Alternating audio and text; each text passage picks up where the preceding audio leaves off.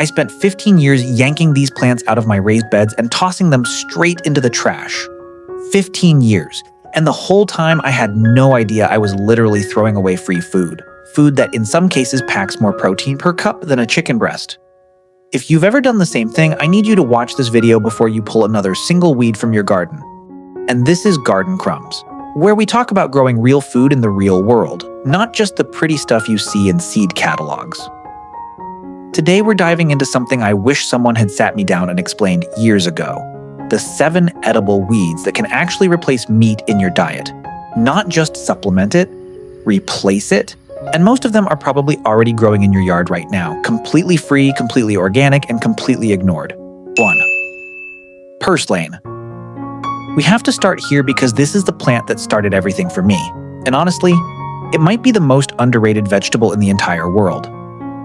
Purslane, Portulaca oleracea, is a low-growing, succulent-like plant with thick, paddle-shaped leaves and reddish stems. It spreads out flat across the ground, hugging the soil. You've seen it. I promise you've seen it. It loves disturbed soil, garden beds, cracks in pavement, the edges of walkways. In hot, dry summers, it absolutely explodes. Here's what most people don't know. Purslane is extraordinarily nutritious. 100 grams of fresh purslane delivers about 2 grams of protein, which doesn't sound enormous until you factor in that it's also one of the richest plant-based sources of omega-3 fatty acids on the planet. We're talking levels that rival flaxseed. It also carries significant amounts of magnesium, potassium, iron, and vitamins A and C. When you eat a full plate of this stuff, you are genuinely nourishing your body.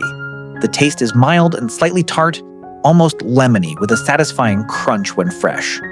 I throw it raw into salads, use it in grain bowls, or wilt it quickly in a hot pan with olive oil and garlic. It's also fantastic in soups and stews, where it thickens the broth slightly because of its natural mucilaginous quality. Mrs. Lynn makes a purslane and egg stir-fry that I have eaten probably 50 times now and never gotten tired of. One identification note. Always make sure you're not confusing purslane with spurge, which is toxic. Spurge has a milky white sap when you break the stem. Purslane does not. Purslane stems are juicy, almost translucent, with no white sap at all.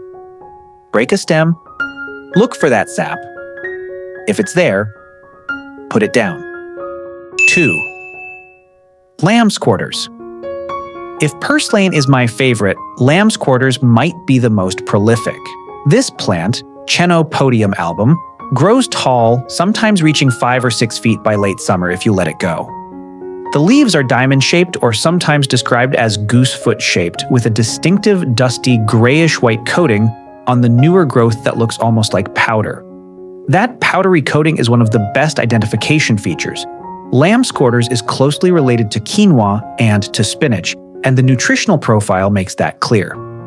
Cooked lamb's quarters contains roughly 3 to 4 grams of protein per cup, and it delivers calcium at levels that rival dairy. It's also a good source of iron, B vitamins, and vitamin K. In many traditional farming communities across Europe, Asia, and the Americas, this plant was a staple green long before cultivated spinach became common. The flavor is mild and earthy, honestly better than spinach in my opinion. It cooks down like spinach does, dramatically. So harvest a lot more than you think you need. I blanch it quickly and use it anywhere I'd use cooked greens.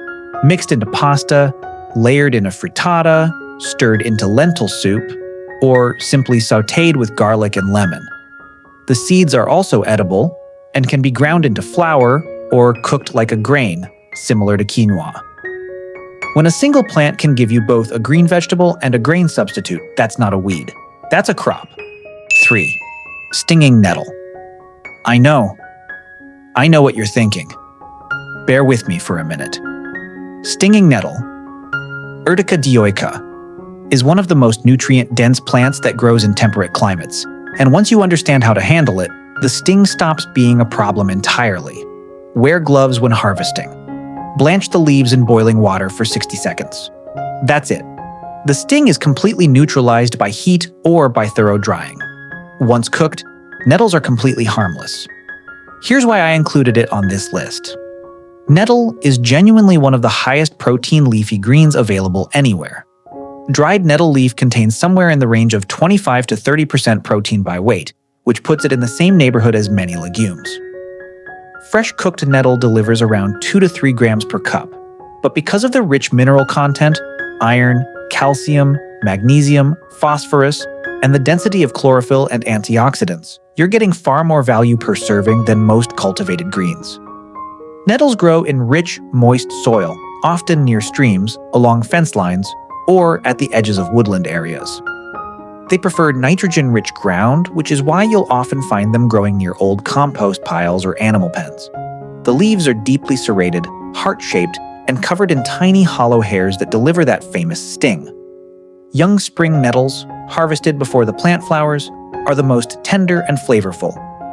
I use nettles in soups, pasta sauces, pistos, and quiches. Nettle soup, made simply with onion, potato, and a bit of cream, is a classic dish in Ireland and to the UK that I make every spring. The flavor is rich, earthy, and deeply satisfying, closer to meat broth in its savory depth than most vegetables I've cooked. 4. Amaranth. Amaranth is the one on this list that might already be growing in your garden as an intentional crop. Or you might be pulling it as a weed without realizing it. Wild amaranth, Amaranthus retroflexus, looks a lot like its cultivated cousins. Broad, oval leaves with a slight reddish tinge, a thick central stalk, and eventually a bushy seed head at the top. It pops up in garden beds, along paths, in any fertile open soil in warm weather. The reason amaranth earns its place on this list is the protein quality, not just the quantity. Amaranth is one of the few plant foods considered a complete protein, meaning it contains all 9 essential amino acids, including lysine, which is typically limited in grain crops. The seeds contain around 13 to 14% protein by weight. The leaves, which can be eaten fresh when young or cooked when larger, provide around 3 grams of protein per cooked cup, along with meaningful amounts of calcium, iron, and vitamin C. Ancient civilizations, the Aztecs, the Incas, indigenous peoples across the Americas, built entire agricultural systems around amaranth. There's a reason. This plant is extraordinarily productive, drought-tolerant, and nutritionally complete in a way that very few other crops are. I harvest young amaranth leaves throughout the summer and cook them exactly like spinach. For the seeds, I let a few plants go to full maturity, cut the seed heads, and dry them. The tiny seeds can be popped like popcorn, cooked into porridge, or ground into flour. When you start using amaranth this way, you're not just eating a weed. You're eating the same superfood that was central to entire civilizations. 5. Chickweed. Chickweed, Stellaria media, is a cool season annual that most gardeners know as an early spring and late autumn problem. It forms dense, low mats of small, bright green leaves and tiny, star-shaped white flowers. It loves cool, damp conditions and tends to die back when summer heat arrives. What makes chickweed valuable is that it shows up precisely when the rest of the garden is bare. In early spring, before your cultivated crops are anywhere near harvest, chickweed is already growing lush and abundant.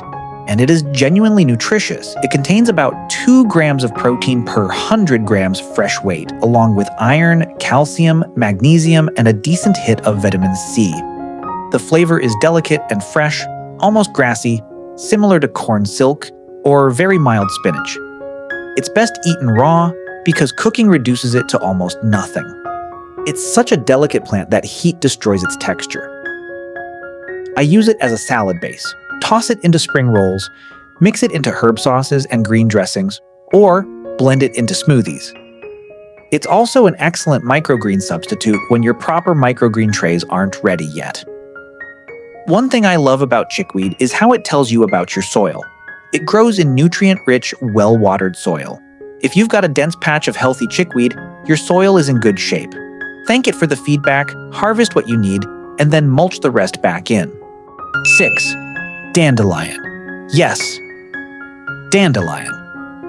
Taraxacum officinale. The most universally hated, most universally recognizable plant in the temperate world, and also one of the most complete nutritional packages available to any home gardener. I put dandelion 6th because most people already know it's edible. But they still don't eat it, and they still pull it out and bin it. So consider this a reminder and a push. Dandelion leaves contain about 2.7 grams of protein per 100 grams, which is solid for a leafy green. More impressive is the mineral content. Dandelion greens are absolutely loaded with calcium, potassium, iron, and zinc, and they carry more beta-carotene than carrots. They're also one of the best plant-based sources of vitamin K. The roots are edible, roastable, and can be brewed as a coffee substitute. The flowers are edible raw, in fritters, or in wine. Every single part of the plant is usable. The bitterness of dandelion puts people off, and I understand that. But bitterness in food is not a flaw. It's a signal that the plant contains liver-supportive digestive compounds.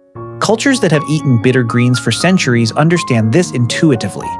To reduce bitterness, harvest leaves in early spring before the plant flowers, blanch quickly in salted boiling water, or pair with acidic dressings and strong flavors like lemon, vinegar, garlic, and olive oil.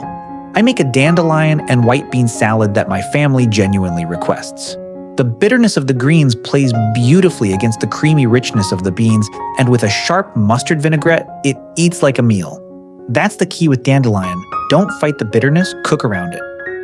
7. Wood sorrel. The last one is wood sorrel, Oxalis acetosella, and its various relatives, which you will recognize by its 3 heart-shaped leaflets that look exactly like a clover, except bright, pure green, and often with small yellow or white flowers. It's delicate and low-growing, popping up in shaded corners of the garden, under trees, along the edges of paths. Wood sorrel has the lowest protein count on this list at around 1.3 to 1.7 grams per 100 grams fresh. So why is it here? Because it brings something unique to the table. Flavor. True, deep, clean, citrusy flavor. The whole plant tastes remarkably like lemon because it's rich in oxalic acid, the same compound that gives spinach and rhubarb their bite. That flavor has culinary value that goes beyond raw nutrition. Wood sorrel can be used like a seasoning herb to brighten stews, grain dishes, and bean bowls. When you're building a plant-forward, meat-free diet, flavor is everything. If the food doesn't taste good, people don't eat it. And a handful of wood sorrel stirred into a pot of lentils at the end of cooking, it's the difference between fine and actually really good. One note, because of the oxalic acid content, wood sorrel should be eaten in moderate quantities, not as a bulk vegetable. Use it the way you'd use lemon juice or fresh herbs, as an accent, not a main component.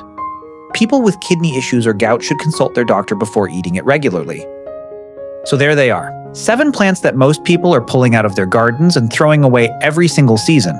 Purslane, lamb's quarters, stinging nettle, amaranth, chickweed, dandelion, and wood sorrel. Free protein. Free nutrition. Growing without any effort, without any watering, without any fertilizing in your own soil right now. I want to be clear about something. I'm not asking you to go full forager and subsist entirely on weeds. What I'm saying is that these plants deserve a seat at the table, literally. When you start treating them as ingredients instead of problems, a few things happen. Your grocery bill drops. Your diet gets more diverse. Your relationship with your garden changes from a battle into a partnership. And every time you harvest something that grew on its own, there's a satisfaction in that I honestly don't know how to put into words properly. It just feels right. The biggest mindset shift I want you to take away from this video is this. A weed is only a weed because we decided it was. These plants didn't get that memo. They kept showing up, kept growing, kept offering themselves to us. The least we can do is learn to say thank you by eating them. If you want to go deeper, I've got a complete guide to identifying and cooking all 7 of these plants linked in the description below. And if you've eaten any of these and you have a recipe that your family loves, drop it in the comments. I read every single one. Some of the best cooking ideas I've ever gotten have come from comments on this channel, and that's not something I say lightly. Hit subscribe if you're new here. New videos every week on real food, real growing, and real results from a real garden. Not a studio set, not a sponsored partnership, just soil under my fingernails and dinner on the table. I'll see you in the next one.